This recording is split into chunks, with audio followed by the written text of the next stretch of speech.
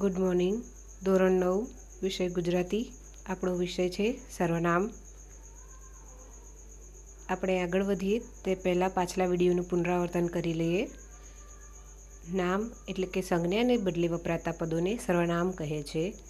ઉદાહરણ તરીકે હું, તમે, તું, તેઓ વગેરે જેવા પદો કોઈને કોઈ નામને બદલે વાક્યમાં વપરાય છે. તો તે નામને બદલે જે વપરાતા શબ્દો છે તેને સર્વનામ તરીકે કહે છે. સર્વનામના પેટા પ્રકારો છે. તેમાં પહેલો પેટા પ્રકાર છે પુરુષવાચક સર્વનામ. જુદી જુદી વ્યક્તિઓ કે પુરુષોને દર્શાવવા માટે વપરાતા સર્વનામને પુરુષવાચક સર્વનામ કહે છે. પુરુષવાચક સર્વનામના પણ 3 પેટા પ્રકાર છે.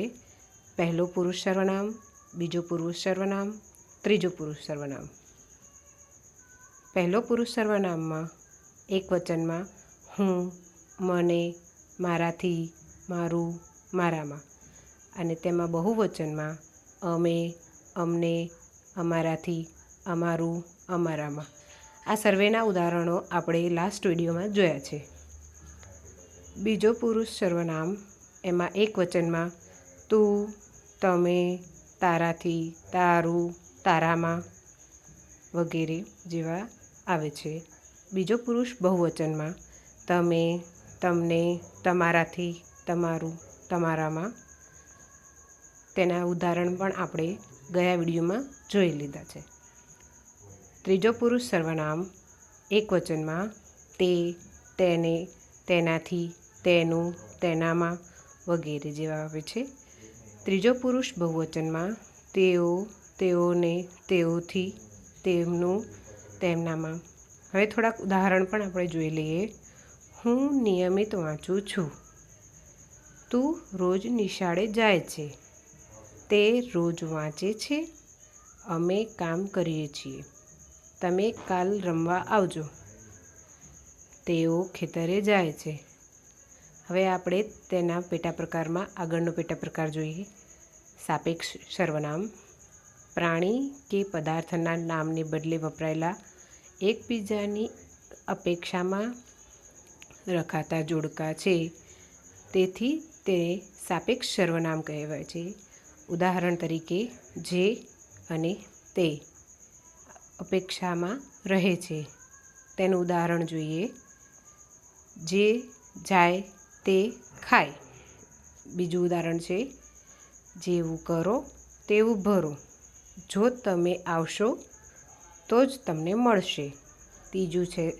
ત્રીજો પેટો પ્રકાર છે પ્રશ્નવાચક સર્વનામ. નામને બદલે વપરાતા અને પ્રશ્ન પૂછવા માટે ઉપયોગમાં લેવાતા પદોને પ્રશ્નવાચક સર્વનામ કહે છે. તેના ઉદાહરણ જોઈએ. તેનું નામ શું છે? આ નોટબુક કોની છે? કોણ તમારી પેન લઈ જાય છે? આ તમામ વાક્યોમાં શું, કોની, કોણ વગેરે જેવા જે સર્વનામનો ઉપયોગ કરવામાં આવ્યો તેને પ્રશ્નવાચક સર્વનામ કહે છે. તેનો ચોથો પેટા પ્રકાર છે દર્શકવાચક સર્વનામ. પાસેથી કે દૂરની પ્રત્યક્ષ વસ્તુ કે વ્યક્તિ દર્શાવવા વપરાતા સર્વનામને દર્શકવાચક સર્વનામ કહે છે. તેના ઉદાહરણો જોઈએ. આ રહી તારી પેન. તે કોની રાહ જુએ છે? ઝાડ નીચે પેલું શું છે? પેલો છોકરો કોણ છે? આ સર્વે વાક્યોમાં આ, તે, પેલું, પેલો જે સર્વનામનો ઉપયોગ કરવામાં આવ્યો છે તેને દર્શકવાચક સર્વનામ કહે છે. હવે તેનો આગળનો પેટા પ્રકાર છે અનિશ્ચિત વાક્ય સર્વનામ.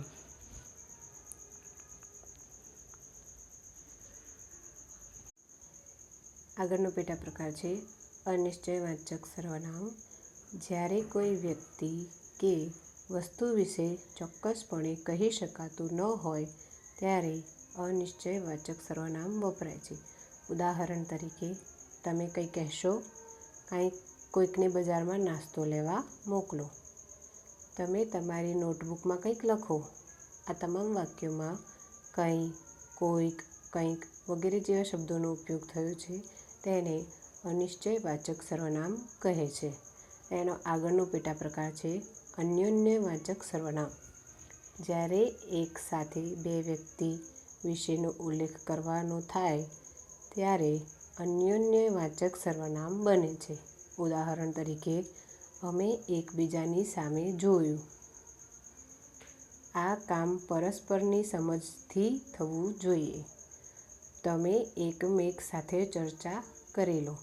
આ તમામ વાક્યોમાં જે એકબીજા, પરસ્પર, એકમેક વગેરે જેવા શબ્દોનો ઉપયોગ થયો તેને અન્યોન્યવાચક સર્વનામ તરીકે ઓળખવામાં આવે છે.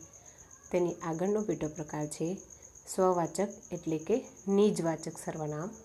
જ્યારે કોઈ વ્યક્તિ પોતાને સંબોધીને પોતાનો ઉલ્લેખ કરે ત્યારે સ્વવાચક એટલે કે નિજવાચક સર્વનામ બને છે. ઉદાહરણ તરીકે, તે આપમેળે સમજી જશે. તેણે આ નિબંધ જાતે લખ્યો છે. હું પોતે એને સમજાવવા ગયેલો. આ તમામ ઉદાહરણમાં આપમેળે, જાતે, પોતે વગેરે જે શબ્દોનો ઉપયોગ થયો છે તેને સ્વવાચક એટલે કે નિજવાચક સર્વનામ કહે છે. ધન્યવાદ.